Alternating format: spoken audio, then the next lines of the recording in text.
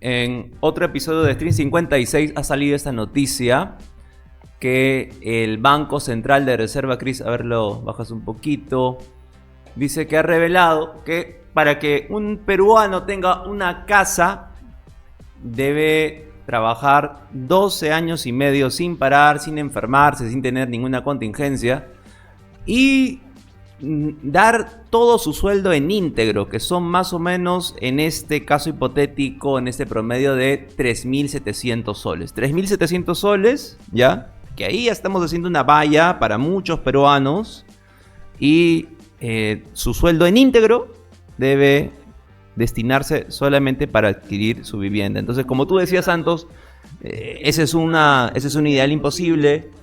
Podrían ser entonces no 12, sino 24 años, por así decirlo, ¿no? O mucho más. Puse esta noticia porque me pareció súper sí, pero ya estaba generando debate, Lucho. Creo que te parecía un poco tendencioso. Sí, en realidad el análisis es muy general. En realidad, ¿qué persona ahorra esa cantidad de dinero y posterga, digamos, el usufructo de una vivienda? Yo creo que ninguna, ¿no? Para eso, en un sistema de cooperación donde las entidades financieras participan, uno se apalanca y compra bajo una línea de tiempo una vivienda, pero ya lo usufructas. Eso considerando que tienes carga familiar, ¿no? Que es una, digamos, métrica en todo caso utilitaria para decir necesito una vivienda. Porque ahí también hay varias aristas de aprovechamiento y que lo llevan a políticas públicas para poder asignar viviendas a personas pues, que no tienen una carga familiar, que serían las que en todo caso se priorizarían en esta necesidad de un techo propio, ¿no? Lucho, pero, o sea, más allá de, digamos, porque sí hay ciertas especificidades y dependiendo de cada caso, y obviamente esto es un caso modelo, ¿no? La realidad es mucho más compleja, es mucho más diversa. Pero, bueno, no sé, es el Banco Central de Reserva, nos está dando una hipótesis, no parece tan alejado de la realidad. Hay mucha gente que en realidad, por más que pueda trabajar durante años, no va a conseguir nunca en su vida una casa propia. Claro, pero eso no es un pecado. Ajá. Hay que ver digamos, las causas subyacentes, el por qué no accede a una casa y por qué otros sí. Tiene que ver con el nivel de formación, con el nivel de ingresos, con el nivel de adaptación al mercado laboral. Ojo que todas las personas somos iguales, digamos, en una bandeja de evaluación para las entidades financieras, pero cada uno tiene capacidad distinta de poder acceder a ello, ¿no? Tal vez una persona que tiene solo ingresos mínimos o tiene una actividad que no es formal, probablemente tenga dificultad para acceder al sistema financiero y poder hacerse de una hipoteca. Y esto no es bueno ni malo, sino son condiciones que subyacen a esa realidad, pues, ¿no? Pero parece que eso va a ser, si bien desde una perspectiva, no sé, clase mediera, costeña, donde tienes más o menos, ¿no? Con bastante mediocridad, pero los tienes ciertos servicios, el poder acceder a adquirir una propiedad, ¿no?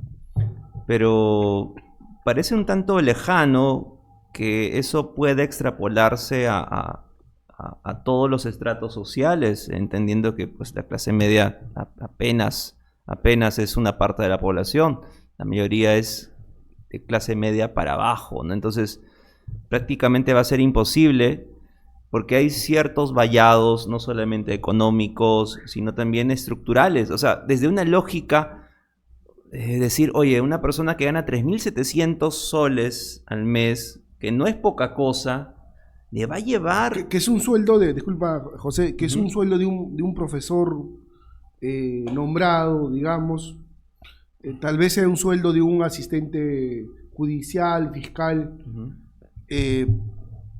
disponer todo ese dinero solamente para adquirir una casa mensual durante 12 años parece ilusorio, ¿no?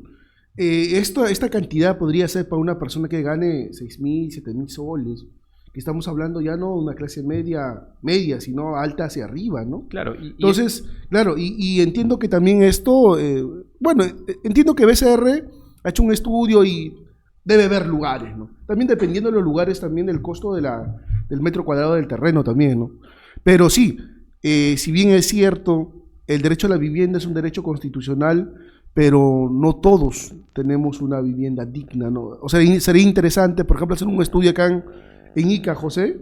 Por ejemplo, acá Ica Cercado, ¿cuánto cuesta un terreno el metro cuadrado, ¿no? ¿Cuántas personas pueden acceder a un terreno acá en Cercado Ica?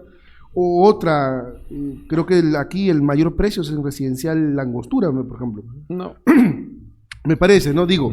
Y otra cosa también los asentamientos humanos, ¿no? Las invasiones y todo eso. Pero si fuera ese índice, pues parece una cuestión utópica.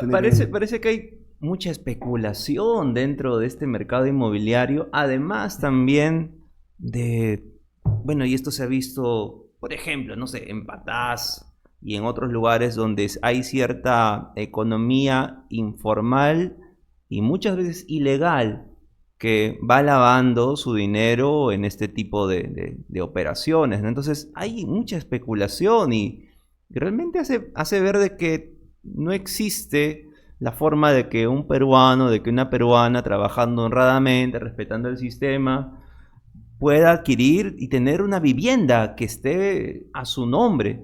Parece que el sistema te está diciendo, oye, y respeta el sistema porque vas a tener que trabajar durante 12 años o 24 años o mucho más para recién adquirir y tener el derecho a tener una propiedad.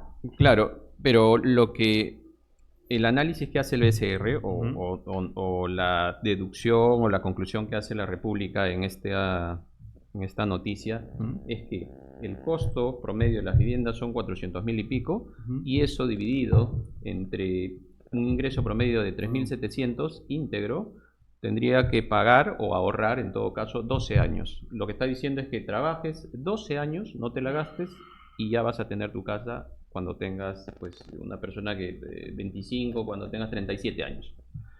Pero eso no ocurre en la realidad, pues. ¿Quién ahorra para comprar una casa? Sí, entonces sí. Esa figura que plantean es como que una Es que la realidad es peor todavía. No en 12 años la vas a tener tu casa. Es que no la vas a tener, porque debajo de esa noticia dice, ahora, si quieres una casa, creo que ahí en la zona periférica de Lima, que cuesta tanto, vas a trabajar 27 años.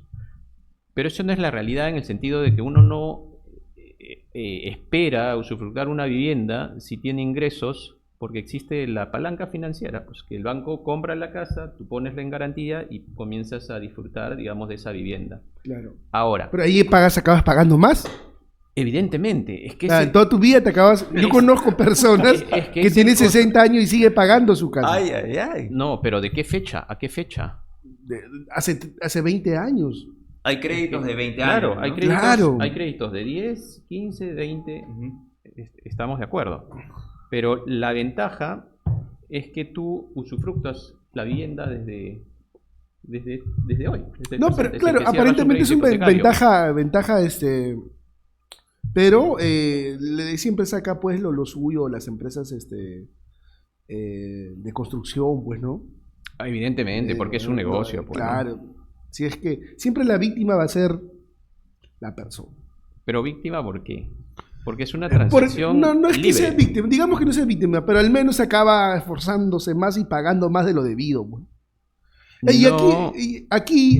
O sea, disculpa, Lucho, para ti, ¿te parece entonces razonable que una persona, o sea, bueno, como tú dijiste, ese es un caso modélico el que ha puesto el BCR, ¿no? Que obviamente se entiende que ninguna persona va a trabajar 12 años exclusivamente para comprarse una casa, ¿no? Su sueldo lo va a repartir entre todo lo que tiene que repartir. Ergo, pues realmente le va a costar trabajar 20 años, por lo menos para poder pagarse una casa, ¿no? Y una casa muy modesta también. Si es que acaso no se enferma, si es que acaso no viene con una minusvalía, y si es que acaso no tiene que romper otro tipo de brechas sociales, culturales, de lenguaje, si es que es quechohablante, o etcétera, etcétera. Entonces, pareciera que estamos colocando, crucificando a nuestras personas y diciéndole, tú eres el arquitecto de tu destino, lo cual sí, yo sé que es cierto, ¿no? Cada uno es dueño de su destino, en parte, pero puta madre, o sea, hay injusticias estructurales enormes, hay especulación enorme, un sistema que le está diciendo al ciudadano, bueno, vas a tener que trabajar 12 años y ni siquiera así vas a tener tu casa. Pero no te preocupes porque el banco te va a salvar. Ah, el banco te va a salvar, pero te va a cobrar el triple. Y el próximo mes y lo vas a tener que pagar en 20, en 30 años. Entonces, ahí como que el sistema... Y además, cuidado que te roben, cuidado que te mate el sicariato, porque ni mierda, la policía no funciona. Y todo. Es un cargamontón, ¿no? Con el individuo. Acá no está Steffi, que siempre salva al individuo, que pega al sistema, pero puta, aquí claramente el sistema parece que está roto, algo no está funcionando, no es lógico. No, pero nos estamos, digamos, dispersando. El tema central es que el sistema funcione. Si tú me dices, oye, los bancos cobran tasas altas, discutamos eso, porque como consumidor queremos ventajas competitivas en los costos.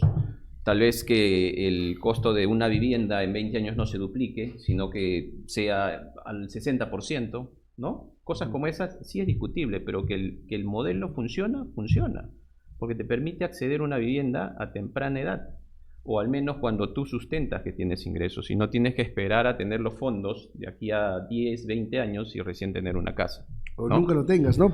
O nunca lo tengas. Porque nunca acabas de... Claro, bueno, yo creo que... Pero ahí hay que estudiar ahí cuál es la condición que no permite eso, porque en este momento sí hay una oferta bien, digamos, amplia de viviendas, dependiendo dónde quieras vivir. Si quieres vivir en el Golf, hay viviendas de 1 millón, pero si quieres vivir en, no sé, en estos proyectos que están haciendo al sur de Lima, el precio está a la 10ª parte, ¿no?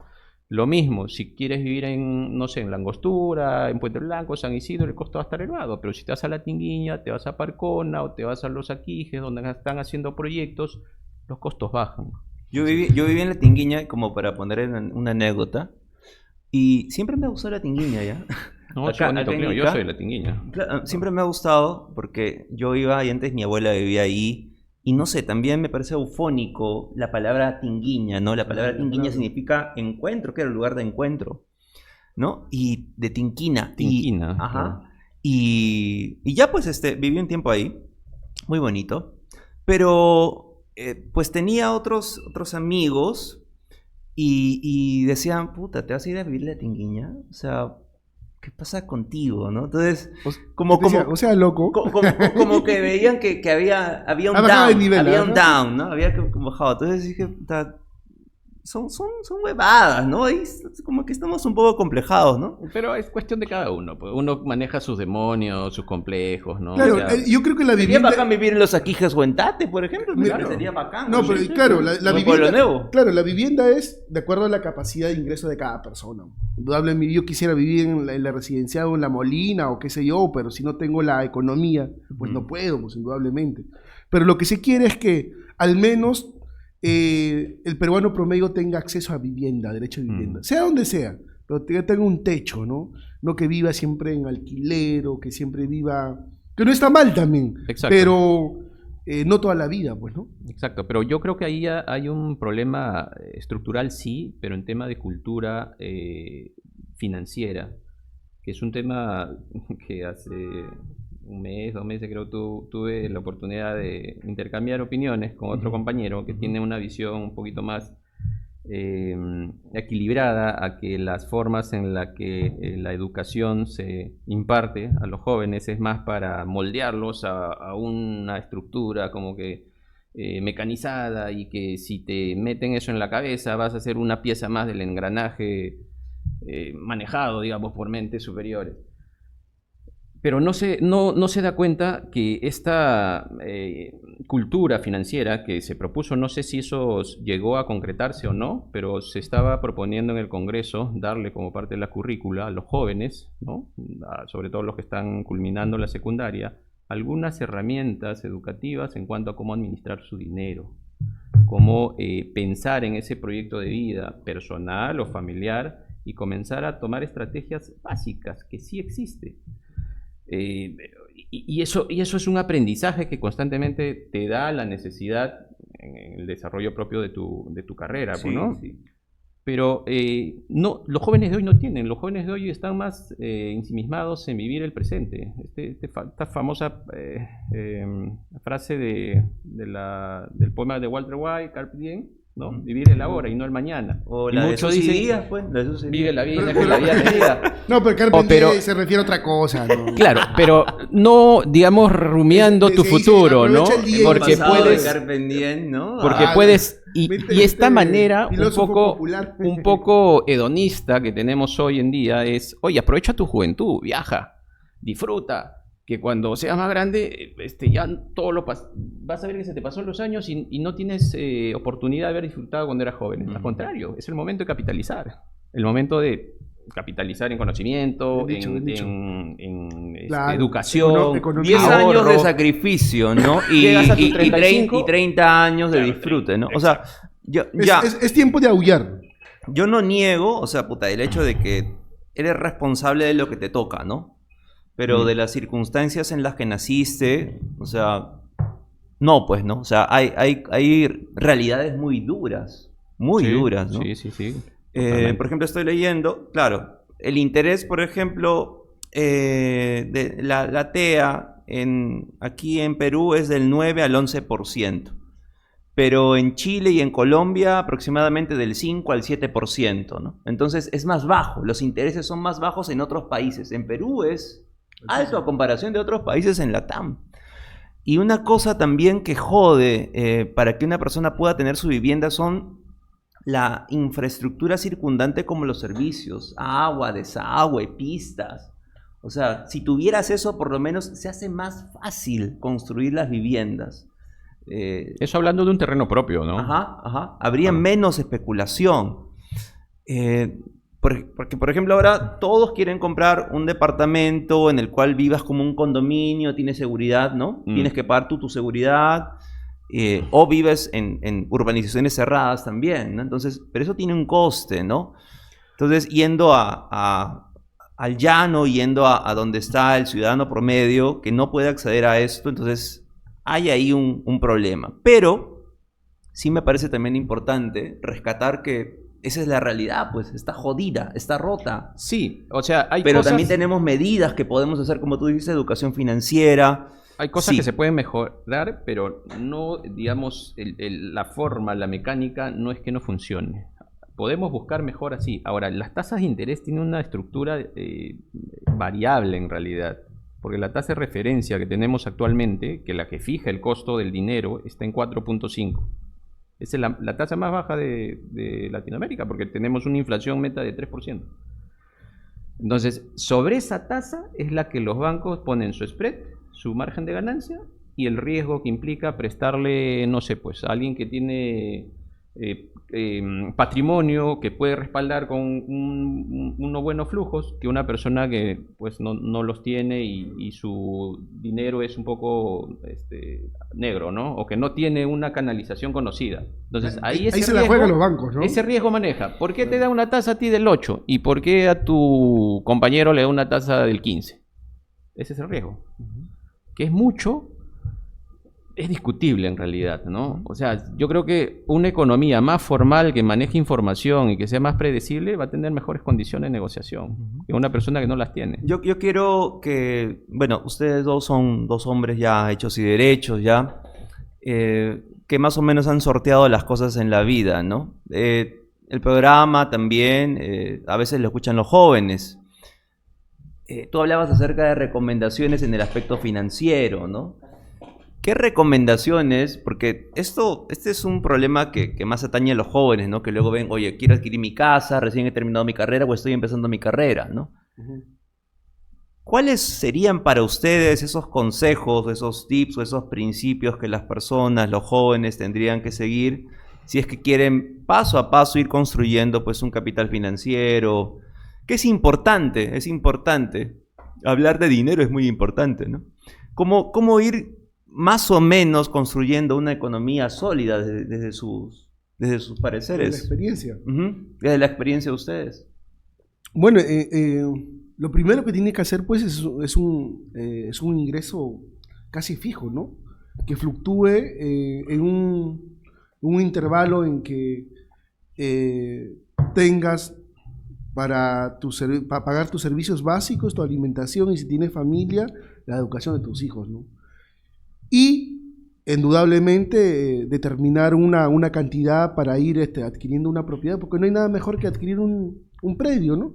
Uno, porque no devalúa, siempre está subiendo de precio, adquiere mayor costo, ¿no? Entonces, y tratarse pues ya viene de dejarse de ciertos vicios, ¿no? Por ejemplo, cuando uno tiene familia, que en mi caso, pues los viajes constantes ya no cuentan, pues, ¿no? Porque hay que pagar el banco para seguir pagando la casa, la mensualidad de la niña y las urgencias que pueden ver, ¿no? Entonces, creo que tener un cerebro económico, ¿no? Y para cada necesidad y ser pues consciente, ¿no? Y sobre todo tiene que ser consciente de tus dificultades que tengas o consciente de se me va una palabra, pero no gastar más de lo que ganas. Claro, es un principio básico, pero no lo tenemos a veces, ¿no? No lo tenemos a veces, ¿no, Lucho? Sí, coincido totalmente. Traigo a colación esa frase de profesor Garancho Bastos que mencionaba capitalismo, ahorro y trabajo duro. Que no es una manera, digamos, frívola de decirlo, sino yendo a que las personas, sobre todo que están en etapa productiva, que son los jóvenes, traten de vivir por debajo de sus posibilidades. ¿Qué significa esto? Que sacrifiquen consumo, ¿no? Claro. No estar pensando que ya tengo que sacar mi carro. Un carro es la peor inversión que puedes tener. Ese dinero lo puedes utilizar en opciones rentables que no necesitas saber, digamos, inversión en bolsa, nada. Mira, por ejemplo, hoy en día, gracias a cómo va la economía y hay liquidez, y la liquidez se refleja en los ahorros que tiene el BCR, porque parte de la masa que se representa en el, digamos, en el o en las reservas monetarias son la masa que está circulando, y esa masa circulante es lo que muchas personas tienen en sus ahorritos. Pero ese dinero lo puedes rentabilizar en estas opciones que te dan con financiamientos con garantía hipotecaria. Que la que tiene mayor, digamos, preponderancia en la ventana es Prestamipe. ¿Qué haces? Tienes 10.000 soles, lo prestas a 5 años y este deudor te pone en garantía su vivienda y te paga como el banco, y sobre todo a tasas superiores, que pueden ser a 2 dígitos, te paga desde 18 hasta 36%. ¿Qué banco te paga eso? Ninguno. Claro. O sea, tú te conviertes en un banco. Así es. No, y lo otro que he aprendido... Te conviertes, José, en un chamo. Claro, yo creo que, mire, lo otro que he aprendido es tener capacidad crediticia, ¿no? Es decir, tener un préstamo en cualquier entidad y bueno, y ser cumplido indudablemente. Y claro, cuando ellos ven que tú eres cumplido, pues tienes cierta cantidad disponible, ¿no? Exacto. Y eso es lo que, por ejemplo, hace 2 años yo no tenía, por ejemplo, 2, 3 años, ni siquiera tenía una tarjeta de CMR, nada. Y cuando yo quería adquirir mi tarjeta de CMR, pues... siempre descalificaba, ¿no? Oye, pero mira, soy abogado y gano tanto, pero no, pues señor, esos son peores, capacidad, ¿no? Esos son peores. Hasta que un día agarraron y tuve que, sacó un préstamo en un banco y recién, ¿no? Allá, eso sí. Entonces, lo otro es una capacidad crediticia y una confianza crediticia, ¿no? Que siempre va a ser, porque cuando necesitas algo vas a acudir, yo ya no quiero 2, sino quiero 3, siempre, y creo que vas a generar confianza, ¿no? Exacto, sí, coincido totalmente. Yo también coincido con lo que han comentado. Quizás adicionaría el tema de la educación, ¿no? O sea, obviamente hay que efectivizar tus costos, tus gastos. Hay que ordenarte, ¿no? Hay una frase que utilizamos acá, ahorita en la empresa, que es del libro Hábitos Atómicos de James Clear, y dice, no asciendes al nivel de tus metas, desciendes al nivel de tus sistemas. O sea, es decir, tus resultados son producto de cómo manejas tu vida, de cómo ordenas tu oficina, de cómo ordenas tu flujo de trabajo, tu flujo de capital. Pequeñas cosas como, por ejemplo, tener tu ordenador adecuadamente ordenado, tener un orden, un sistema, una política de eliminar archivos, por ejemplo, ¿no? O ordenar el cajón de tus calcetines, ¿me entiendes? O sea, todo tiene que tener un orden, todo es un producto de eso. Sí. Entonces, no es que... no sé, ese es el problema que yo veo. La verdadera confabulación del universo para generarte, digamos... Eso es lo real, ¿no? Claro. Porque yo sé que ahorita, el posmodernismo, yo lo entiendo. Estos grandes relatos del orden, de la ciencia, de la verdad, del conocimiento, han caído al suelo porque han visto de que la meritocracia no existe, de que los poderosos son solamente un grupo, muchas veces, de inútiles e incapaces que han heredado cosas o roban cosas y ni siquiera son los mejores. Por eso es que ha caído eso, ¿no? Y la gente, los jóvenes, ya no creen en la virtud y por eso es que buscan tener una narrativa hedonista. ¿Sabes qué? No importa nada de eso, mejor vivo mi vida y a la mierda como sea ahorita. Porque el sistema está fracturado, no tengo forma de surgir, ¿no? Pero sí se puede hacer, ¿no? Entonces, a las clases medias, a las clases desfavorecidas, la educación no los va a sacar de la pobreza, pero les puede ayudar. Les puede ayudar bastante, ¿ya? Pero no de por sí la educación solamente no te saca de la pobreza. Entonces hay un montón de cosas más. Creo que Lucho comentaba el capitalismo, el ahorro y el trabajo duro. Entiendo, es cierto, hay que ahorrar, hay que trabajar duro, hay que tener una ética, como diría Max Weber en El capitalismo y la ética protestante. Y desde el lugar donde estés, seguir capacitándote, seguir educándote, seguir pensando, intraemprender o emprender, creo que esa es, digamos, la mejor solución, ¿no? Pero parte desde una cuestión identitaria. Primero que realmente entiendas que sí, el sistema está jodido, ya, yo sé que hay un montón de injusticias, sí, ¿y qué puedo hacer? No lo vamos a cambiar, no voy a ponerme a llorar. A menos que yo sea un protestante y salga a marchar. Si esa es tu chamba, bacán, hazla. Pero si no es tu chamba, entonces vas a tener que optar por otras cosas, otras vías en el sistema. Entonces, creo que hay que tener esos discursos que parece que son contrarios entre entender las injusticias estructurales y también a la vez aprovechar esos vacíos, esas lagunas, esas injusticias del sistema, ¿no? Lo que pasa con el que tenía con esto, ¿no? Eso es lo que les decía, ¿no? Esa imagen, pero es bien cagona, me la pasó una amiga, ¿no? O sea, hace 200 años el Perú se independizó, ¿y tú para cuándo? O sea, ese es cagón, weón. No, y hay un hecho popular también, el casado casa quiere, por ejemplo. Claro, o aquel joven que ya tiene 30 y sigue viviendo en la casa de sus padres, ¿no? Hay una vaina, porque en la Constitución del 79 sí se garantizaba el derecho a la vivienda.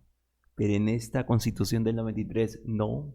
O sea, de forma implícita, pero no de forma expresa. Pero eso es insostenible, pues. ¿Cómo puedes garantizar el derecho a la vivienda en una sociedad? No, yo creo que garantizar no, pero que el Estado... Porque incluso irías contra el sistema del mercado, del libre mercado, ¿no? Busque o promueva de que exista realmente un acceso pero José, yo más te contradigo, ¿eh? Ahí está. Lo que pasa es que ahora hay promoción, pero la situación está que los costos son caros. Bueno, lo que sí debe haber una promoción, pero costos asequibles a personas de clase media para abajo, ¿no? Por ejemplo, el Estado con el bono de vivienda, creo que son, dependiendo del monto... Oye, le daban 20.000 soles. Claro, desde 20.000. 20.000 soles. Si tienes una deuda con una entidad, creo que te condonan cierta parte de los intereses. O sea, hay opciones. Claro, el doctor Humberto, que en paz descanse, tenía un comentario directo, tenía un comentario medio cruel, pero cierto, ¿no? Él decía que las personas de clase media para arriba en Ica, por ejemplo,